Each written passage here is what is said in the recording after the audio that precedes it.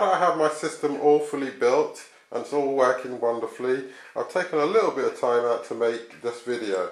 So let's start with the hot swappable drive bays. The GS1000 comes with two, which you access via these drop down doors, which is very nice. The actual drive bays themselves you can pull out like this, and they got this little lever here which releases them, and rubber shock mounts for your hard drives so you get anti-vibration and all that good stuff going on.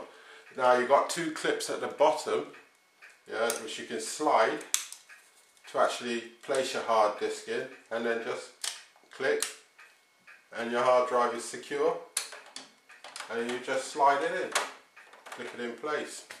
It's wonderful.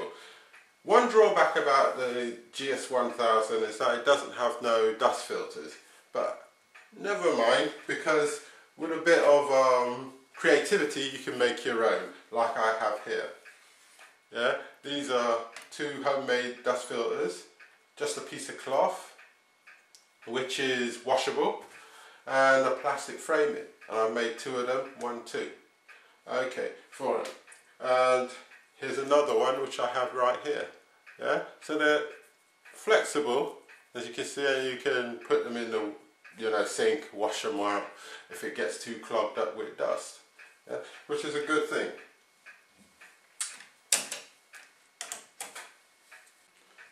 Standard configuration of the GS1000 comes with two fans to suck cool air in from the bottom and into the system.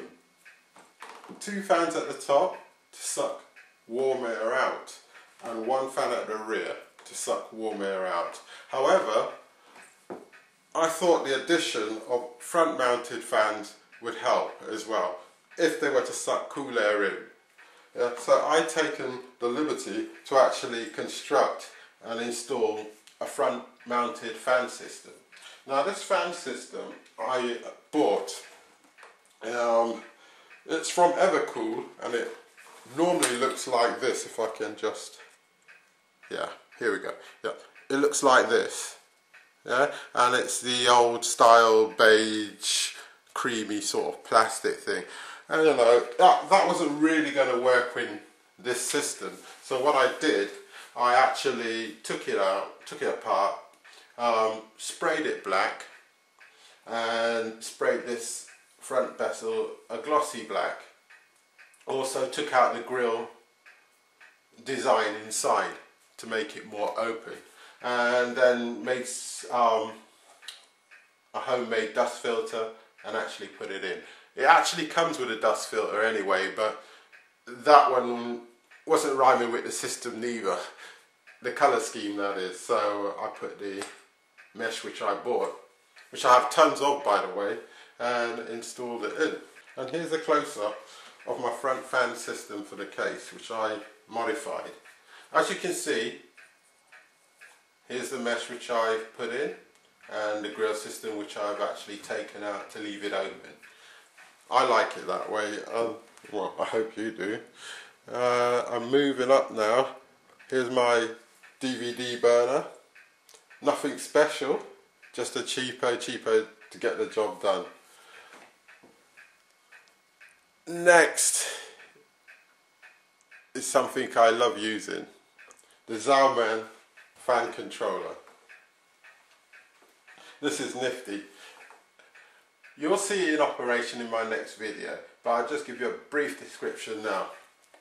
It's got a power monitor, real time, for the wattage used. It controls up to 6 fans, their speed, which you can adjust by turning this knob for each individual fan, and using that to select your fans. It's got thermal couples to tell you what temperature the fans are. So it's all good. This obviously is the power button, yeah, and it lights up a nice blue ring around it when powered on. Unfortunately, the GS1000, it doesn't actually come with a hard disk LED.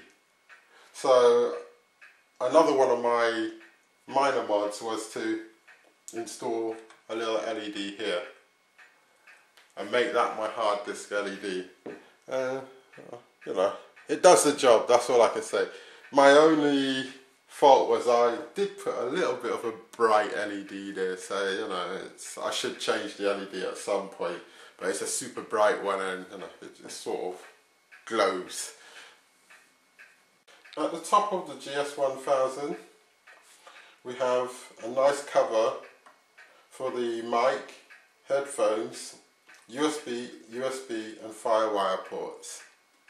As you can see, and you know, it doesn't just flip back, it's sort of stiffened or oil dampened, as they would say sometimes. It's nice touch. The case in itself is plastic, aluminum and steel. Let me just zoom out. If you bear with me, you can see the whole thing again. I'm a one-man band here, so you know.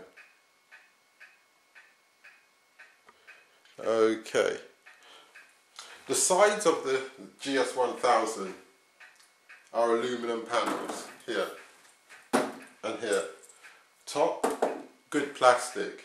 Not cheap plastic, good plastic. Okay. The chassis are steel. 2 grommeted holes, as you can see right here, for water cooling pipes. If I can zoom in, come on, zoom. Okay, my Antec Earth Watts power supply and the 2 NVIDIA GS 9600 GTs graphics cards, 1 gig a piece. And now for the internal shots. Okay, let's move the side panel, and there we go. The case comes with toolless features for when installing hard drives, CD-ROMs and other peripherals. These features are like these thumb screws here, which you find in a lot of cases of today. Which brings me on now to the CPU cooler, which is an all copper affair, and it's in line with the case extraction fan. So it gives a good airflow for extraction.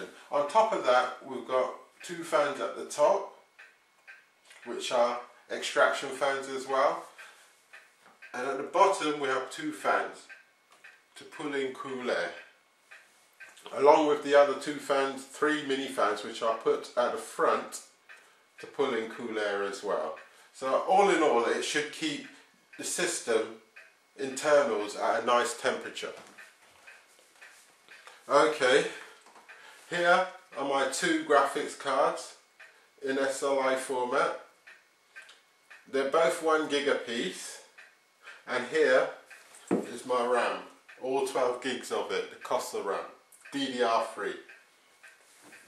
And my lovely Asus P6T Deluxe version 2 motherboard with all the bells and whistles, including the Asus famous Quick Boot, which boots up in Linux, which is very nice, and you actually get Skype as well. So it's very good, lovely motherboard, and it's overclockable with tons of overclocking features. Right, here is my EarthWatts 650 watt power supply, which does the job more than nicely, and that brings this video to an end.